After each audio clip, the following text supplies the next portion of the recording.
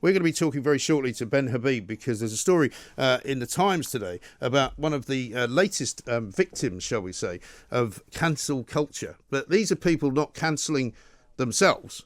These are people, two British charities, in fact, the Joseph Rowntree Foundation and the Joseph Rowntree Charitable Trust, which were really prominent critics recently of the Sewell report. You might remember the Sewell report, of course, was the thing in which we were said to be not an institutionally racist country, basically, but that we were in fact not institutionally racist at all. But they were very critical of that. They said that's not right, that's not true, that is completely and utterly wrong.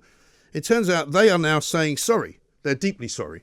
Not about the things they said about the Sewell report, but about their links to the slave trade, which seems to me to be absolutely and utterly ridiculous. 0344 499 1000. I mean, where is it going to end? Let's talk to Ben Habib, co-founder of Unlocked, former Brexit Party MEP. Ben, a very good morning to you. Good morning. Now, we haven't had an opportunity to talk, you and I, really, about this the Sewell report, which has been out now for a couple of weeks. There was an awful lot of gnashing of teeth and general sort of hair pulling, wasn't there, going on from a lot of groups who thought... Well, there would be, because it actually found us not to be institutionally racist as a country, something I think that people like me who, aren't entirely white, would be able to attest to. I've lived in the United Kingdom now since 1979, when I was 13 years old. And whilst I have, of course, come across some prejudice, I've never come across anything remotely close to institutional racism. If anything, I would say that our institutions are guilty of bending over themselves to welcome racial minorities and ethnic minorities and to level up, if you like, the playing field that they experience. So I was never aware of any institutional racism, and the Sewell report was absolutely right to find, in my opinion, that we haven't got any in the UK. I mean, I found it very interesting, Ben, that the people who were critical of the Sewell report were more or less saying that the people who were involved in producing it, despite the fact that they were not white, were the sort of wrong kind of minority people because they had the wrong attitude. Absolutely. Well, that's the whole narrative, isn't it? That unless you admit you're a racist, you've got a problem. And you can't win against such an argument, which doesn't stand the test of basic logical scrutiny. But how can you win against an argument which states that if you don't agree with me, you're clearly wrong? Yes. And that's essentially the foundations of their case. Yes, it really is. But it's kind of amusing to me now that the Rowntree Foundation and the Rowntree Charitable Trust, who were quite stiff critics of that report, have now come out falling over themselves, apologising for Rowntree's possible links with his family to slavery. Yeah, well, there's not a single business in the United Kingdom which, if it's of the age that the Rowntree business was, wasn't linked in some way to the slave trade, including our royal family, of course. But that doesn't mean that in any way they should be apologizing for it. Now, in fact, there's not a single trade in the world that hasn't in some way been associated with slave trade if it's been around for more than 100 or 200 years. And even nowadays, it's difficult for businesses to extricate themselves completely because, in any chain of supply, you can't be 100% certain that you're going to be devoid of malpractice.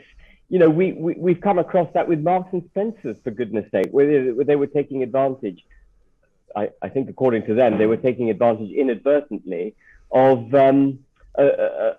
cheap labor in China. Yes. Whether it was inadvertent or not, it remains to be seen. But the point is, it's so hard if you're going to trade across the globe, and if you've been trading, particularly for the last 100 or 200 years, to come out of this without having brushed against something that, through the prism of values associated with 2021, is not going to, pass the smell test. No, but of course all of these people are such hypocrites, Ben, because they're all walking around with their smartphones, which are made by slave labour in China. They're all walking around in their sort of sports gear, which is made by effectively slave trade in India. They're walking around wearing all sorts of bits and pieces of clothing, watches perhaps as well, which are made by people who are not paid the value that they should be being paid for work. And some of them are even children. Absolutely. And we've got our own sort of semi-slave trade in the United Kingdom. If you talk to Andrew Bridgen, he will attest that we've got about 7,000 to 10,000, people on wages which are effectively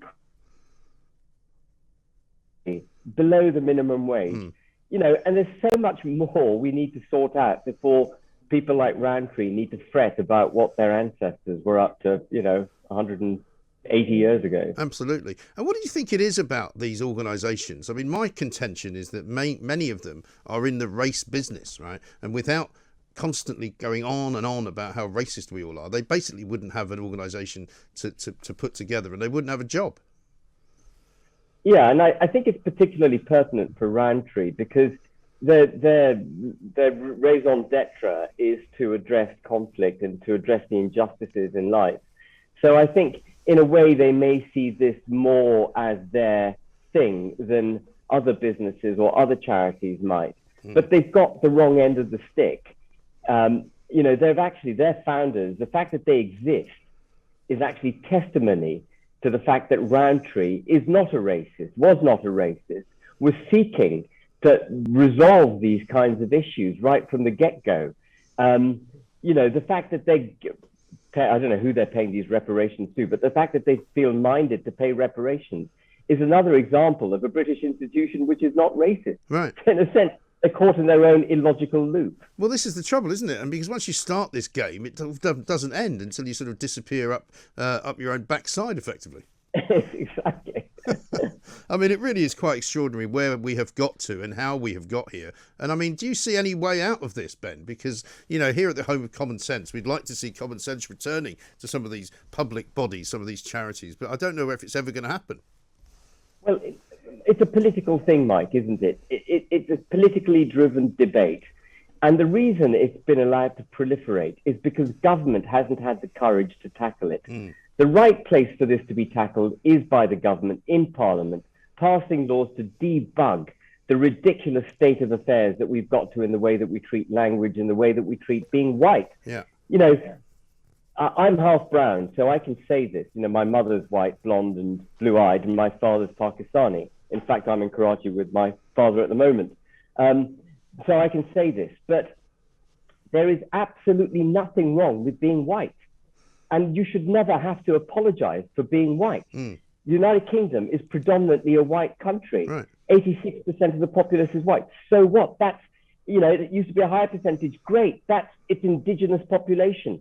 We shouldn't be falling over ourselves, apologizing for our culture and our heritage. It's an absurdity. They're not helpful because actually what they're doing is invoking racial division. They're not pouring oil on the troubled waters of ethnic minorities who feel hard done by. What they're doing is whipping them up against white people. That's what they're doing. And they're trying to shame white people into submission. It's a dual-pronged thing. Whip up the ethnic minorities and subdue the white oppressor. And it's terrible. It really is, and you're absolutely right, Ben, and thank you so much for sparing the time to join us from so far away. Finally, I'd said sort of slightly tongue-in-cheek earlier that we should maybe just have a National Apology Day and people can just line up and apologise for something that they feel that somebody did on their behalf hundreds of years ago.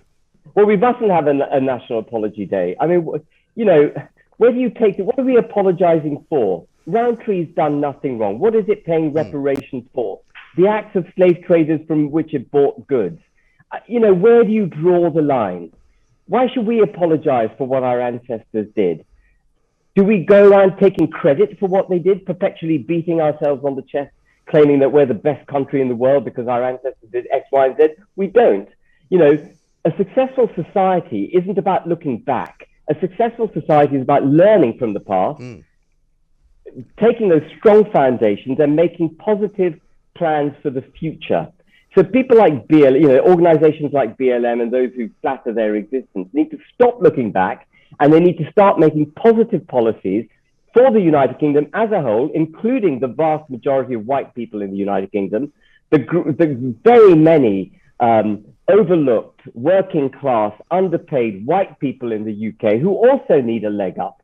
And it's got to be color blind. It's got to be ethnically blind. It's got to be sexually blind. We just got to have policies that enrich the maximum number of people in the United Kingdom for their welfare and for the health of the country. It's simple. Yeah. We've just got to debunk the whole debate. Yep. It seems simple when you say it like that, Ben. I don't understand why nobody else can say it as well. Ben, thank you very much indeed. Ben Habib, their co-founder of Unlocked, former Brexit Party MEP, very sensible man. And as he says, because he is half brown, he is able to say these things, but he shouldn't be the only one that can say these things. There's nothing wrong, as he just said, with being white. People shouldn't have to apologise all the time because of the colour of their skin, or because of their gender, or because of their sexuality. You shouldn't have to apologise for anything, unless you've done something that you have to apologise for. But if you haven't, just stop. And stop asking for people to apologise. The Joseph Rowntree Foundation and the Joseph Rowntree Charitable Trust. Absolutely idiotic, I have to tell you. This is Talk Radio.